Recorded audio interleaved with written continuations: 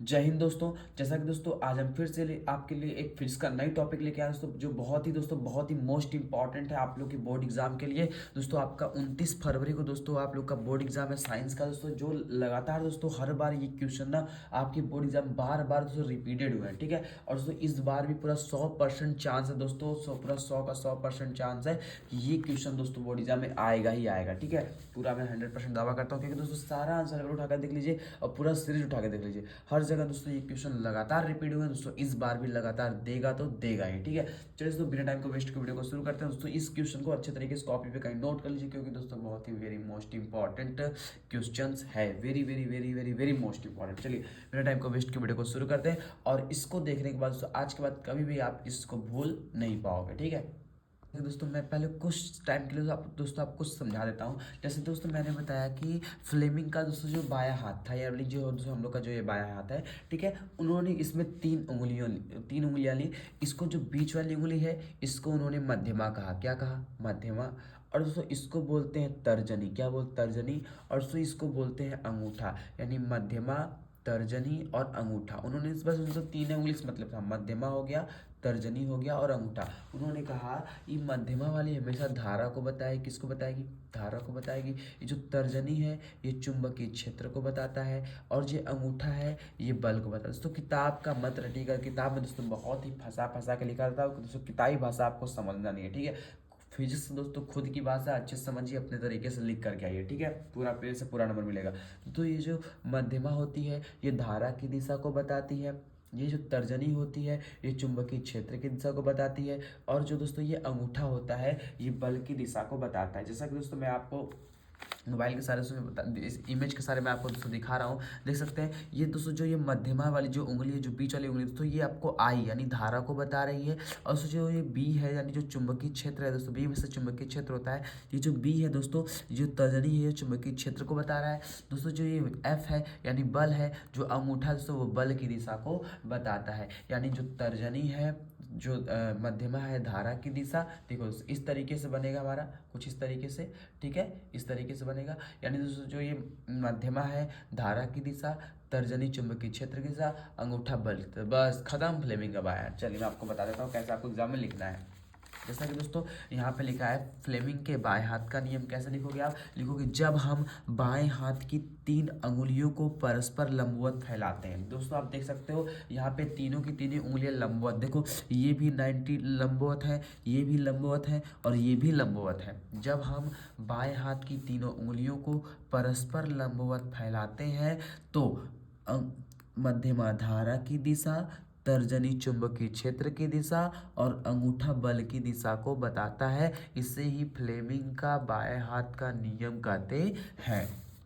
ठीक है, तो जब हम बाएं हाथ की तीन अंगुलियों को परस्पर लंबवत फैलाते हैं तो मध्यमा धारा की दिशा, तर्जनी चुंबकीय क्षेत्र की दिशा और अंगूठा बल की दिशा को बताता है। इसे फ्लेमिंग के बाएं हाथ का नियम कहते हैं। और दोस्तों आप फिगर धीरे से यहाँ पे नीचे बना दीजिएगा, और दोस्तों एक भी नंबर आपके कटने वाले नहीं है। चलिए दोस्तों हम फटाफट फ्लेमिंग के दाएं हाथ के नियम को भी समझ लेते हैं। तो अभी दोस्तों फ्लेमिंग के बाएं हाथ का नियम था, और चुटकी से बाएं हाथ से इसको हमने याद कर लिया। ठीक है, चलिए यानी दोस्तों बस आपको तीन उंगली याद करना है, मध्यमा, तर्जनी, अंगूठा। मध्यमा धारा बताएगी, तर्जनी चुंबकीय क्षेत्र बताएगी, अंगूठा बेचारा बल बताएगा। चलो अब हम दोस्तों समझते हैं फ्लेमिंग के दाएं हाथ के नियम को।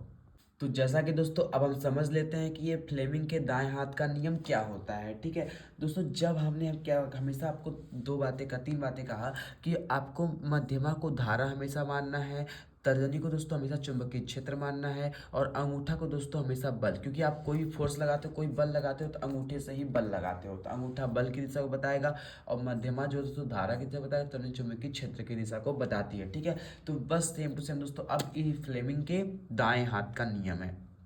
ठीक है, दाएं हाथ का नियम दोस्तों फ्लेमिंग का क्या करता है, सेम इस तरीके से, देखिए इस तरीके से फ्लेमिंग के दाएं हाथ का नियम है।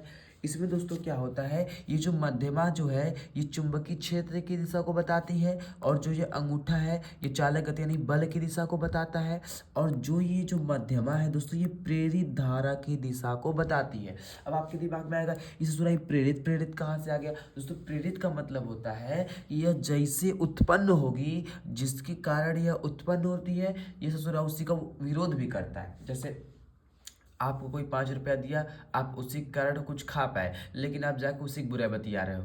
ठीक है। तो मतलब ये चीज़ है, यानी जिसके कारण ये उत्पन्न होती है यह उसी का विरोध भी करती है। तो यही प्रेरित धारा होता है। इसको इतना डीपली मत जाइए आप सब, इसको समझिए ध्यान से। फ्लेमिंग के दाएं हाथ का नियम, ठीक है। तो देखिए फ्लेमिंग के दाएं हाथ का नियम क्या होता है, जब हम दाएं हाथ की 3 अंगुलियों को परस्पर लंबवत फैलाते हैं, ठीक है। जैसे देखिए दोस्तों, हम दाएं हाथ की 3 अंगुलियों को परस्पर लंबवत फैला दिया है, तो दोस्तों क्या होता है, जो ये तर्जनी है यह चुंबकीय क्षेत्र की दिशा को बताएगी। जो तर्जनी है दोस्तों, यह चुंबकीय क्षेत्र की दिशा को बताती है। और जो बीच वाली उंगली जो मध्यमा है दोस्तों, ये जो मध्यमा है ये किसकी दिशा बताएगी दोस्तों, ये उसमें दोस्तों केवल क्या था, उसमें केवल धारा को बता रही थी, यानी करेंट, बस केवल धारा। लेकिन दोस्तों इसमें आ गया है प्रेरित धारा। क्या आ गया दोस्तों, प्रेरित धारा की दिशा को बताती है। किसकी दिशा, प्रेरित धारा की दिशा को बताती है।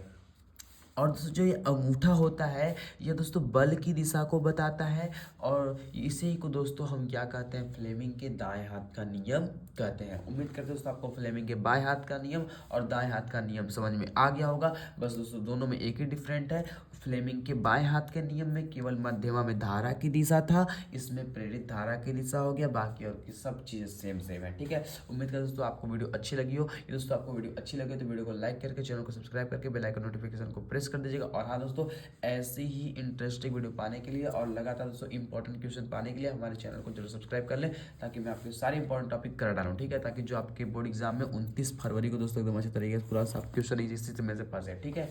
चलिए अब मिलेंगे दोस्तों आपको नेक्स्ट वीडियो में, तब तक के लिए बाय बाय, जय हिंद, वंदे मातरम।